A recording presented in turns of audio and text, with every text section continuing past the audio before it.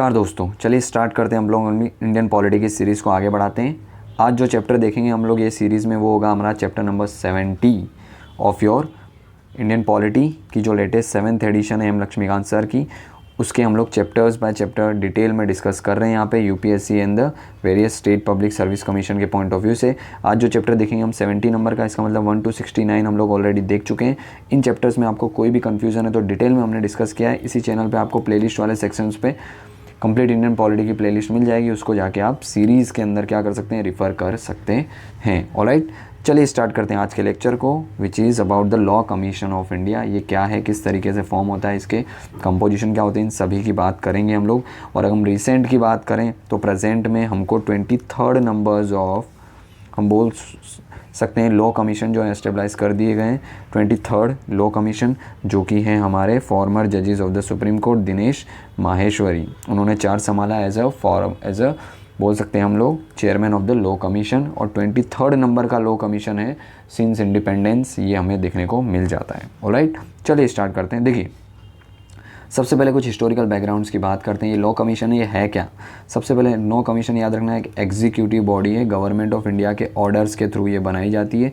ना ही ये कोई स्टेचुटरी बॉडीज़ है, ना ही कोई कॉन्स्टिट्यूशन में इसके बारे में मेंशन किया गया है। सिर्फ और सिर्फ एक ऑर्डर के थ्रू सेंट्रल गवर्नमेंट जो है वो टाइम टू टाइम क्या करती है, एक फिक्स टेन्योर के लिए इस तरीके की बॉडी बनाती है। इसका मेन फंक्शन क्या करता है? मेन फंक्शन ये होता है कि क्या करना, रिकमेंडेशन देना, ठीक है, किसको कि किस तरीके से लॉ को कोडिफाई कर सकते हैं, कंसोलिडेशन कर सकते हैं, किस तरीके की सारी एक्टिविटीज़ होती है। हाउएवर जो रिकमेंडेशन होती हैं वो बाइंडिंग नहीं होती है गवर्नमेंट ऑफ इंडिया पे, तो ये भी चीज़ें याद रखनी है। सिर्फ रिकमेंडेटरी फॉर्म में होती है, एग्जीक्यूटिव बॉडी है। लॉ को किस तरीके से रिफॉर्म किया जा सकता है, लॉ में जो रिलेवेंट नहीं है उसको हटाया जा सकता है, न्यू अकॉर्डिंग टू डिमांड नए लॉज कौन से लाए जा सकते हैं, अमेंड किए जा सकते हैं, वो सारी चीज़ें लॉ कमीशन ऑफ इंडिया जो है उससे रिलेटेड होती है, इनका ये वर्क होता है। थोड़े से हिस्टोरिकल बैकग्राउंड की बात करें तो देखिए, ब्रिटिश रिजिम की हम बात करें तो ब्रिटिश रिजिम में टोटल मिला के 4 लॉ कमीशन जो एस्टेब्लाइज किए गए थे, जो कि 19th सेंचुरी थी, उसके अंदर टोटल मिला के 4 लॉ कमीशन थे जो कि ब्रिटिश राज के अंदर, ब्रिटिश रिजिम के अंदर एस्टेब्लाइज किए गए थे। और उन्हीं लॉ कमीशन के रिकमेंडेशन के बेस पे हमारे जो स्टेच्यूट बुक है, जिसके हम लोग अलग अलग इंडियन पीनल कोड है, ठीक है, क्रिमिनल प्रोसीजर कोड है, सिविल प्रोसीजर कोड है, इंडियन कॉन्ट्रैक्ट एक्ट है, इंडियन एविडेंस एक्ट है, ट्रांसफ़र ऑफ प्रॉपर्टी एक्ट है, ये डिफरेंट टाइप के जो लॉज हैं वो कहीं ना कहीं ये ब्रिटिश के द्वारा 19th सेंचुरी में जो 4 लॉ कमीशन एस्टेब्लाइज किए गए थे, उन्हीं की रिकमेंडेशन के बेस पे ये सारे लॉज जो हैं वो बनाए गए थे। तो अभी आपको आइडिया आना चाहिए कि किस तरीके से ये इंपॉर्टेंट है लॉ कमीशन और उसकी आने वाली रिपोर्ट, ठीक है।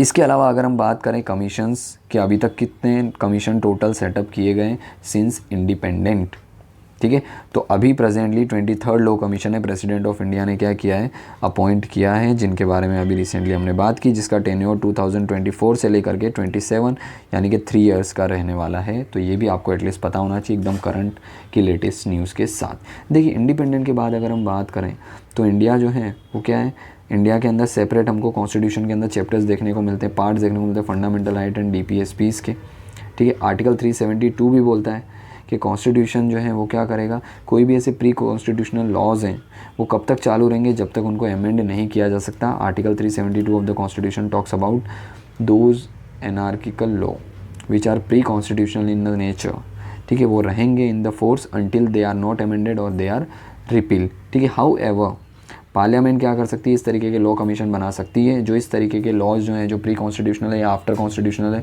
उनको रिवीजन के तौर पे ले सकें, उनको रिवाइज करना है या नहीं, आउटडेटेड हो गए उनको हटाना है या नहीं, नए चेंजिंग नीड्स के अकॉर्डिंग नए लॉज बनाने या नहीं, तो ये सब लॉ कमीशन कर सकता है। तो इसी के चलते गवर्नमेंट ने हम बोल सकते हैं फर्स्ट ऑफ ऑल 1955 के अंदर एक लॉ कमीशन बनाया था जो कि 3 साल के ड्यूरेशन के लिए बनाया गया था, जिसके जो चेयरमैन थे वो थे MC सेहतालवाद, ठीक है, जो फॉर्मर AG रहे थे ऑफ इंडिया, यानी अटॉर्नी जनरल ऑफ इंडिया थे, जो 1955 के अंदर फर्स्ट लॉ कमीशन बनाया था हमने आफ्टर इंडिपेंडेंट, जो कि 3 साल के टेन्योर के लिए बनाया गया था। उसके चेयरमैन थे MC सेहतलवार, जो कि क्या थे, अटॉर्नी जनरल ऑफ इंडिया थे। तो उनकी अध्यक्षता में ये फर्स्ट चेयरमैन बोल सकते हैं लॉ कमीशन कॉन्स्टिट्यूट किया गया था। और अभी 23rd लॉ कमीशन कॉन्स्टिट्यूट किए गए हैं। ये लॉ कमीशन कौन कौन से हैं अगर हम इनकी बात करें तो देखिए, अगर हम बात करें कि ब्रिटिश एज के अंदर, तो ब्रिटिश एज के अंदर भी बहुत सारे लॉ कमीशन बनाए गए थे।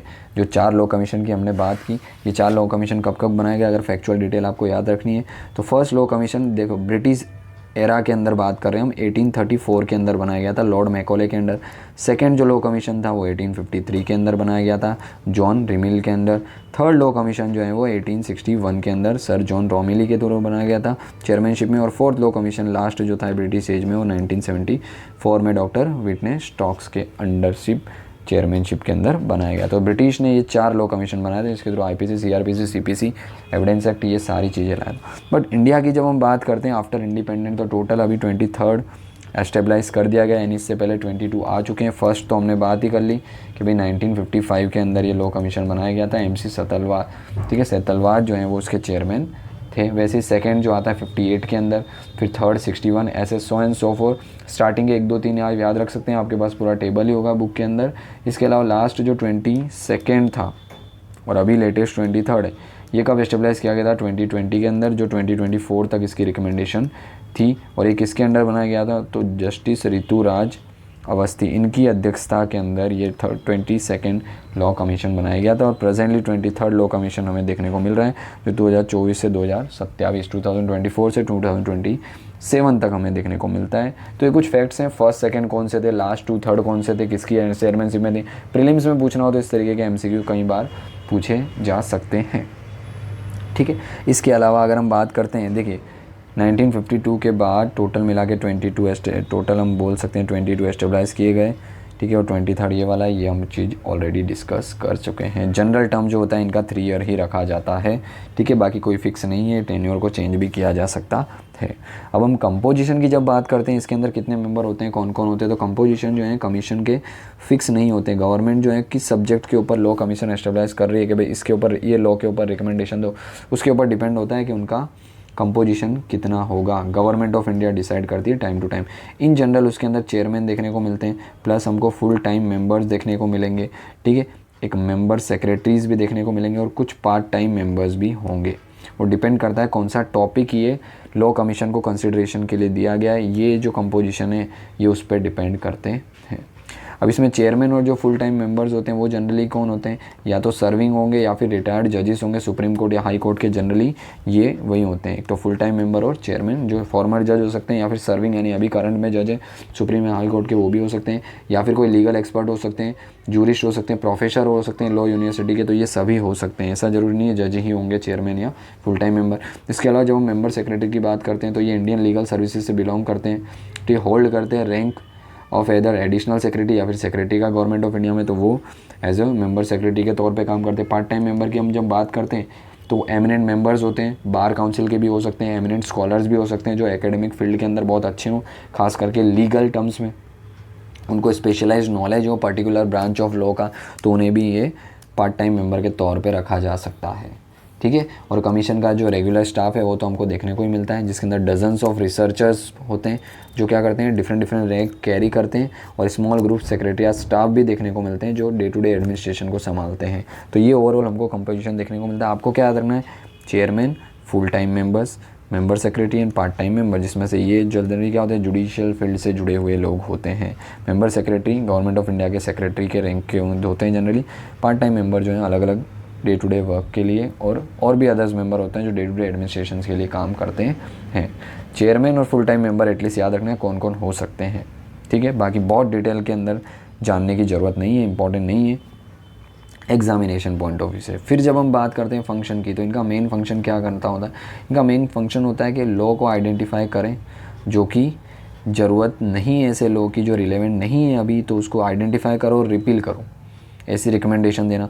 जो भी एग्जिस्टिंग लॉ है वो DPSP के अकॉर्डिंग है या नहीं है, क्या उसमें कोई इंप्रूवमेंट किया जा सकता है या नहीं है, ठीक है। जो लेजिस्लेचर ऑलरेडी ऐसे हैं जो ऑब्सोलेट हो चुके हैं उनको हटाया जा सकता है या नहीं, उस पर ध्यान रखना। कंसिडर करना और कन्वे करना गवर्नमेंट को, जो भी ऐसे सब्जेक्ट हैं जुडिशियल एडमिनिस्ट्रेशन से रिलेटेड, तो गवर्नमेंट को रिकमेंडेशन के फॉर्म में देना।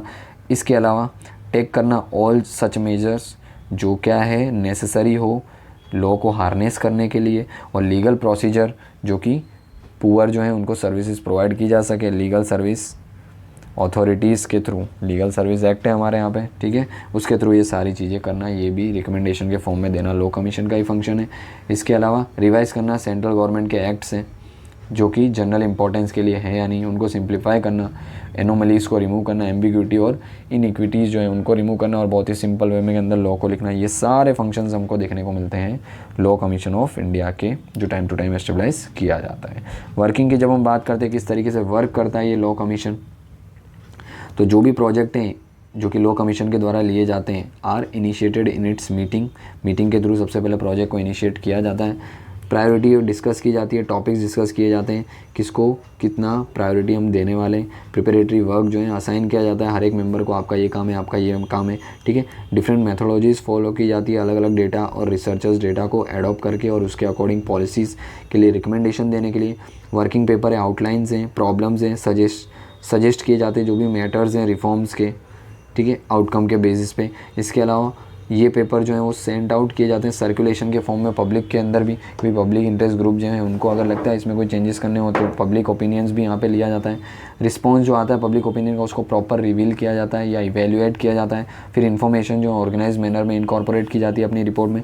फिर जो रिपोर्ट है फाइनली उसको स्क्रूटिनाइज़ किया जाता है और फाइनल मीटिंग के अंदर उसको फाइनलाइज़ किया जाता है और ये रिपोर्ट फिर भेज दी जाती है लॉ कमीशन के द्वारा किसको, ministry of law and justice को भेज दी जाती है। और ministry of law and justice को एक बार चेक करके सीधा सबमिट करती है पार्लियामेंट के अंदर, और पार्लियामेंट के अंदर फिर ये जो भी रिकमेंडेशन गवर्नमेंट को सही लगती है यानी कि मिनिस्ट्री को सही लगती है उसको आगे जाके एडॉप्ट कर लिया जाता है पार्लियामेंट में, ठीक है। तो इस तरीके की चीज़ें देखने को मिलती हैं।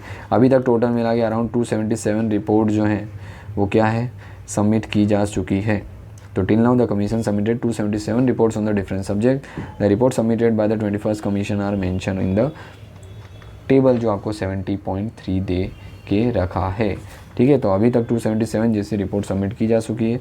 कुछ जो लास्ट था 21st कमीशंस देन 22nd उन्होंने भी कुछ ऐसी रिपोर्ट सबमिट की थी जो हमको ये टेबल में दे रखी है, जो आपको ये रिफ़र आप जस्ट एक बार गो थ्रू इससे कर सकते हो, ठीक है। जैसे 277 जो रिपोर्ट्स थी 21st लॉ कमीशन की वो किसके बारे में थी, तो wrongful prosecution, miscarriage of justice, legal remedies, कि भाई किस तरीके से हम बोल सकते हैं रॉन्गफुली किसी को प्रोसिक्यूट करना, उसको लीगल रेमेडीज़ प्रोवाइड की जानी चाहिए, किसी को लॉन्गफुली आप कन्विक्ट करार दे रहे हो उसको क्या क्या रेमेडीज़ दी जानी चाहिए, सारी के ऊपर रिपोर्ट थी। फाइनल रिपोर्ट 2000 जिसको रिपोर्ट नंबर 277 बोला गया, जो कि 2008 में लाई गई थी। कौन से लॉ कमीशन के द्वारा, 21st लॉ कमीशन के द्वारा लाई गई थी। तो ये हमें पता होना चाहिए, ठीक है।